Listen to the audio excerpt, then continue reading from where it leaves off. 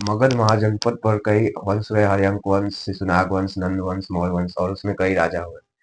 तो मगध महाजनपद पर कई वंश, हर्यंक वंश, शिशुनाग वंश,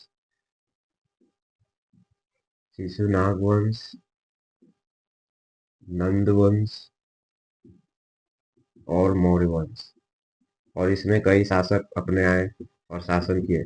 लेकिन मौर्य वंश से पहले, नंद वंश के समय, भारत पे विदेशी आक्रमण हो गए। तो मौर्य वंश से पहले भारत पे दो विदेशी आक्रमण हुए। पहला विदेशी आक्रमण ईरान के शासक हकमनी वंश के शासक टाइटेरियस प्रथम ने किया, और दूसरा आक्रमण यूनान के शासक सिकंदर ने किया। तो पहला आक्रमण किसने किया? ईरान के शासक, जिसे ईरान को पहले फारस कहते थे, ईरान के शासक हकमनी वंश के शासक डेरियस प्रथम ने, हकमनी वंश के शासक डेरियस डेरियस प्रथम ने किया। और दूसरा आक्रमण यूनान जिसको मकदूनिया कहते हैं, पहले कहा जाता मकदूनिया, यूनान के शासक सिकंदर ने किया। तो पहला आक्रमण ईरान के हकमनी वंश के राजा डेरियस प्रथम ने किया, दूसरा सिकंदर। और हकमनी वंश पर आगे चलकर सिकंदर ने अपना पूरा उस पर अधिकार जमा लिया। तो उस डेरियस प्रथम को हराकर सिकंदर ने ईरान पर अपना कब्जा कर लिया, और फिर सिकंदर भारत पर कब्जा करने के लिए आया। तो सबसे पहले विदेशी आक्रमण भारत पर किसने कब हुआ? ये ईरान के शासक हकमनी वंश के डेरियस प्रथम ने किया, और दूसरा सिकंदर ने किया। तो सिकंदर, जिसका जन्म 356 ईसा पूर्व हुआ था, और इसके पिता का नाम फिलिप और इसके माता का नाम ओलंपिया ओलंपिया था। ओलंपिया ओलंपिया ओलंपिया ने अपने पति फिलिप को जहर देकर हत्या कर दिया, और इसकी पत्नी, सिकंदर की पत्नी का नाम था रेक्सोना, जो ईरान के शाहदारा के बेटी थी। ईरान के शासक शाहदारा की बेटी रेक्सोना रेक्सोना थी, जिससे सिकंदर ने विवाह कर लिया था। सिकंदर ने ईरान के शासक शाहदारा को हराकर उसकी पत्नी रेक्सोना से विवाह कर लिया। सिकंदर के गुरु का नाम था अरस्तु अरस्तु अरस्तु के गुरु का नाम था प्लेटो, जिसे अफलातून कहते हैं। प्लेटो के गुरु का नाम था सुकरात ने अपने समय में कह दिया था कि जानवरों की हत्या करना, मतलब बलि चढ़ाना, बहुत अच्छा नहीं है। मतलब किसी निहत्थे जानवर की हत्या करेंगे तो भगवान कैसे खुश रहेगा, ऐसा कोई टिप्पणी कर दिया था सुकरात। तो इसे वहां के राजा ने जहर का प्याला देकर इसका हत्या करा दिया। अब सिकंदर ने सबसे पहले ईरान पर हमला किया। सिकंदर ने सबसे पहले ईरान पर हमला किया, और उसके शासक, वहां के शासक शाहदारा को हरा दिया। और उसके बाद इसने गंधार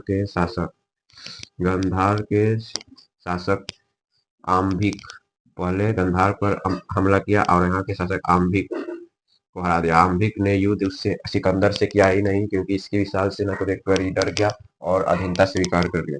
और दूसरा पंजाब सिंध के एरिया पर जब हमला किया, तो वहां के राजा पोरस ने बहुत ही वीरता से इससे युद्ध किया, और बाद में ये भी हार गया। तो जब ये हार गया, जब पोरस हार गया, तो सिकंदर ने इससे पूछा कि तुम्हारे साथ कैसा बर्ताव किया जाए। तो पोरस ने कहा कि मैं भले ही हार गया हूँ, लेकिन मेरे साथ राजाई का व्यवहार किया जाएगा। और ये युद्ध हो रहा था झेलम नदी के तट पर। सिकंदर ने राजा पोरस को हरा दिया, और ये युद्ध झेलम नदी के तट पर हुआ। जब इसे हरा दिया, तो सिकंदर की पत्नी रेक्सोना ने इनको राखी बांध दिया और बोला कि अब हम लोग साथ में युद्ध करेंगे। तो पोरस ने बहुत ही वीरता के साथ लड़ाई किया, और आम्भिक वाले ही अधीनता स्वीकार कर लिया।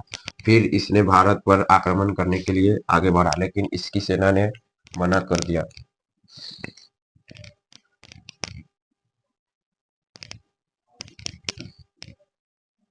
जब सिकंदर भारत पर जब ये अपना भारत है,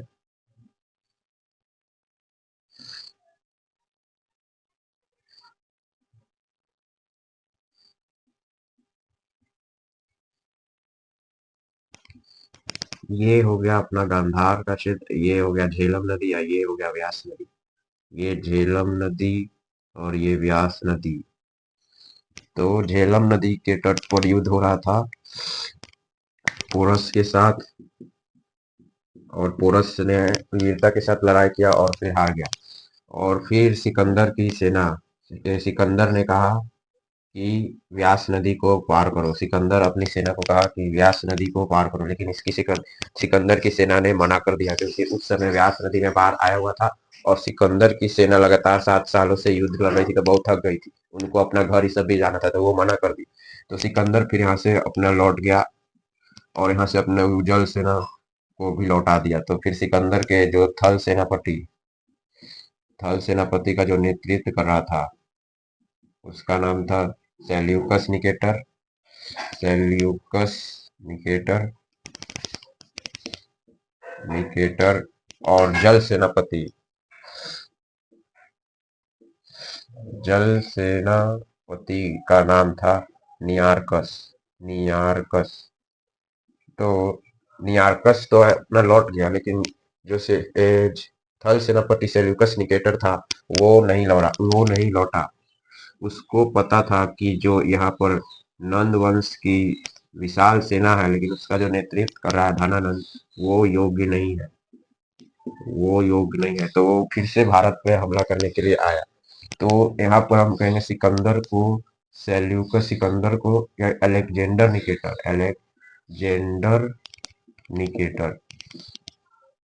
अलेक्जेंडर निकेटर और इसको कहते हैं थल सेनापति को सेल्यूकस निकेटर। तो सेल्यूकस निकेटर फिर से आया भारत पर आक्रमण करने के लिए, लेकिन तब तक भारत पर जो मगध था, उस पर नंद वंश की जगह मौर्य वंश का शासन आ गया। तो जब ये फिर आया, पहले हम इतना फिर से समझ लेते हैं। भारत पे दो आक्रमण हुए, पहला ईरान से, फिर दूसरा यूनान से। तो ईरान के आगे चलकर सिकंदर ने कब्जा कर लिया, वहां के शासक शाहदारा को हराकर और उसकी बेटी रेक्सोना से विवाह कर लिया। फिर सिकंदर यहाँ पर पिता का नाम फिलिप हो गया, अब माता का नाम ओलंपिया था, इसकी पत्नी रेक्सोना। और सिकंदर के गुरु का नाम अरस्तु, और इनके गुरु का नाम प्लेटो, और इनके गुरु का नाम सुकरात। सिकंदर ने सबसे पहले ईरान पे कब्जा किया, फिर उसके आगे चल के गांधार के शासक आम्भी को हरा दिया। वो लड़ाई नहीं किया, फिर वो फिर आगे बढ़ के पंजाब सिंध के एरिया को राजा पोरस को युद्ध किया, और फिर लास्ट में उसने भी अधीनता स्वीकार कर लिया। तो फिर उस सिकंदर अपने सेना को कहा झेल व्यास नदी को पार करो, लेकिन उसकी सेना थी वो मना कर दी, क्योंकि उस समय व्यास नदी में बाढ़ आया हुआ था और वो लगातार 7 सालों से युद्ध लड़ रही थी, बहुत थक गई थी। तो फिर उसने वापस लौटा, उसके थल सेनापति का जो नेतृत्व करा था सेल्यूकस निकेटर, और जल सेनापति का नेतृत्व करा था नियारकस। तो किसने जो था वो डायरेक्ट लौट गया। तो दल सेनापति नियारकस डायरेक्ट लौट गया, लेकिन थल सेनापति सेल्यूकस निकेटर नहीं लौटा और वापस आया युद्ध हमला करने के लिए। तो सिकंदर की मृत्यु इराक में इराक के शहर बेबीलोन में हो गया 323 ईसा पूर्व।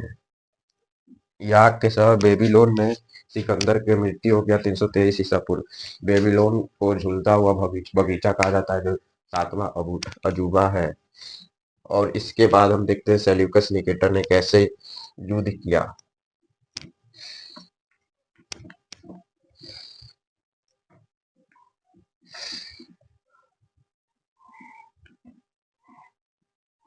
सिकंदर के गुरु का नाम क्या था? अरस्तु।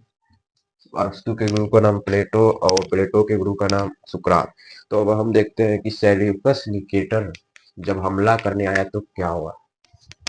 जब भारत पे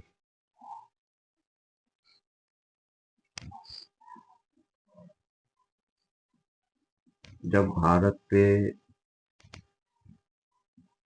जब भारत पे सेल्यूकस निकेटर आया हमला करने के लिए, तो इसको लगा कि वहां पर नंद के राजा धनानंद का शासन होगा। धनानंद शासन कर रहे होंगे। यहाँ पर मगध नंद वंश का शासक होगा धनानंद, लेकिन मौर्य वंश के शासक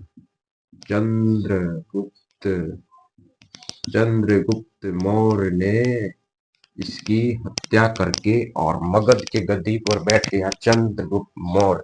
और चंद्रगुप्त मौर्य ने इसकी बेटी दूरधरा से विवाह कर लिया।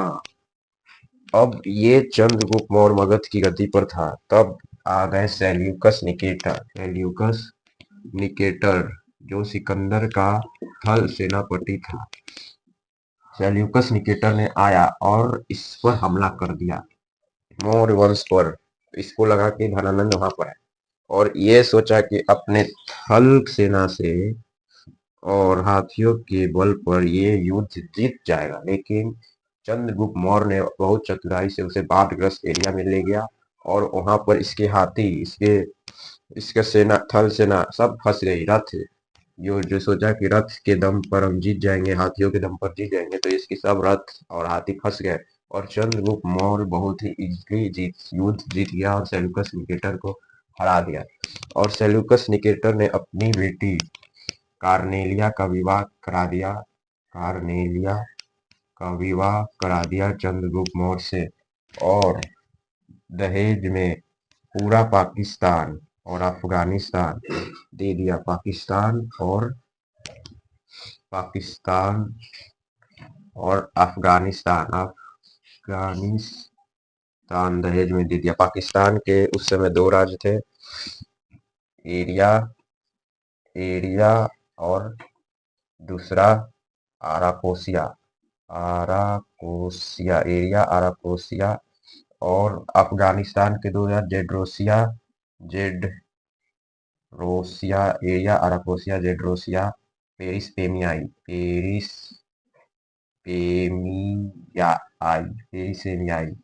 सब ले लिया किसने? चंद्रगुप्त मौर्य दहेज में। तो पूरे ऑल इंडिया लेवल का शासक, अखिल भारतीय शासक कौन है? चंद्रगुप्त मौर्य। और पहला ऐतिहासिक शासक बिंबिसार। तो चंद्रगुप्त मौर्य ने सेल्यूकस निकेटर को हराकर पाकिस्तान और अफगानिस्तान, पूरा पाकिस्तान और अफगानिस्तान दहेज में ले लिया और यहाँ से स्टार्ट हुआ अखंड भारत। और पूरे अखंड भारत का पहला शासक चंद्रगुप्त मौर्य बना और एरिया आराकोसिया, जेड्रोसिया, पेरिसेमियाई दहेज में ले लिया। और कार्नेलिया, सेल्यूकस निकेटर की बेटी कार्नेलिया से विवाह कर लिया। और कार्नेलिया तो विदेशी थी, तो उसके कल्चर, खान पान सब अलग था, तो उसने अपने बेटी का ख्याल रखने के लिए और उसके भाषा को समझने के लिए मेगास्थनीज को भेजा। और मेगास्थनीज ने अपनी पुस्तक इंडिका में मगध के बारे में लिखा। तो मेगास्थनीज जो था किसके दरबार में आया था? चंद्रगुप्त मौर्य के दरबार में। और कहाँ का था? तो ये यूनान का सेल्यूकस निकेटर ने भेजा था। तो चंद्रगुप्त मौर्य को मगध की गद्दी पर बैठाने वाला चाणक्य कैसे चंद्रगुप्त मौर्य को मगध की गद्दी पर बैठाया, इसके बारे में अब हम आगे पढ़ेंगे।